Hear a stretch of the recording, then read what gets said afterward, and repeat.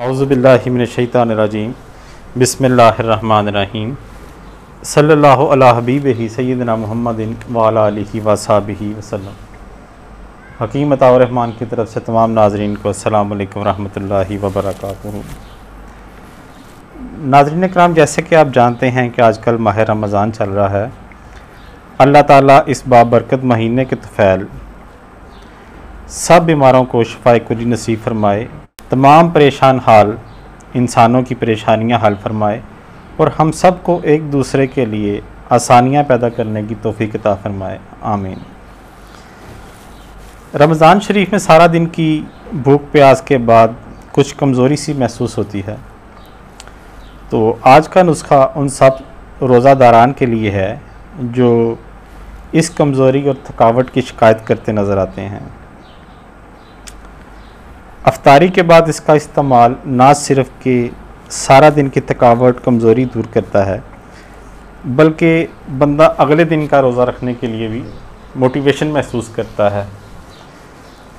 आपने कुछ इस तरह है कि आपने आटे का छान लेना है। ये आटे का छान उस आटे से निकलता है जो कि पत्थर की चक्की में पीसा जाता है। पत्थर की चक्की में जो आटा पीसते हैं उसमें से ये छान निकलता है, और ये जिन्होंने पत्थर की चक्की लगाई होती है उनसे मिल भी जाता है, या उनसे थोड़ा सा आटा लेने उसको आप छानेंगे तो ये आपको निकल आएगा उसमें से। बहुत इसके फ़वाइद हैं। करना आपने कुछ इस तरह है, ये आटे का छान आपने लेना है, 1 चम्मच लेने, पूरा फुल 1 चम्मच लेने। इसको आपने पानी में भिगो देना है। शाम को पीना है तो आप इस तरह करें, सुबह सहरी करके आप इसको पानी में भिगो दें, 2 कप पानी में इसको भिगो दें आप, और इसको ढक के रख दें।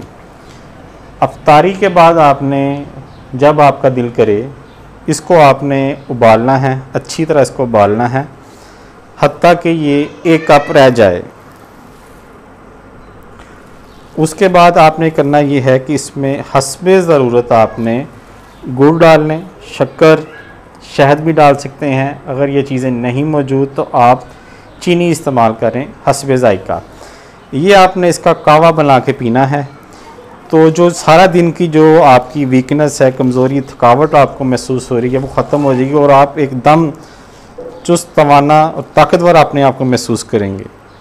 इसको इस्तेमाल कीजिएगा, इंशाअल्लाह आपको इसका बहुत ज़्यादा फ़ायदा होगा रमज़ान के दौरान।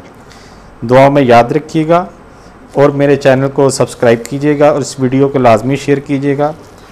इजाज़त दीजिए, अल्लाह हाफ़िज़।